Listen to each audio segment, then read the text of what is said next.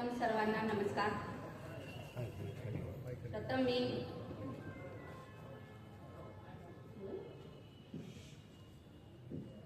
सर्वप्रथम मातृभूमीस वंदन।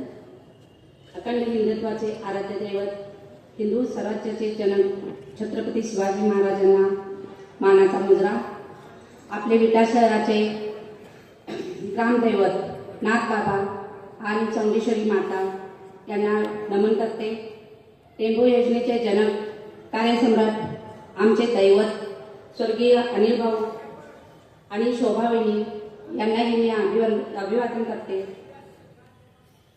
विटा नगरपालिका निवडणूक 2025 ही निवडणूक खूपच ऐतिहासिक झाली आणि परिवर्तनाची झाली। या निवडणुकीत माझ्यासारख्या गृहिणीला आणि सामाजिक औद्योगिक संस्थात्मक वसा आणि वारसा लाभलेल्या माझे सासरे स्वर्गीय आत्माराम बापू मेत्रे आणि नामदेव दादा मेत्रे यांच्या कुटुंबाला विटा नगरपालिकेत सर्वात मानाचं स्थान म्हणजे नगराध्यक्षपद होण्याची संधी दिल्याबद्दल आमचे नेते लोकप्रिय आमदार सुहास भैया आणि अमरदादा, शीतल वहिनी, सोनिया वहिनी आणि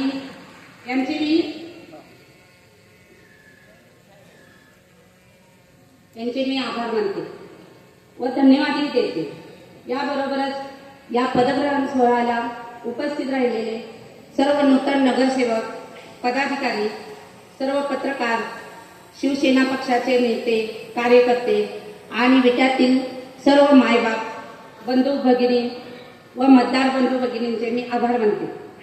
या सुवर्णनगरीतील जे काही प्रश्न प्रलंबित आहेत किंवा ज्या काही सामाजिक समस्या आहेत ते आमदार सुहास भैया आणि आमचे अमरदादा यांच्या मार्गदर्शनाखाली सोडवण्याचा मी व सर्व नगरसेवक प्रामाणिक प्रयत्न करू।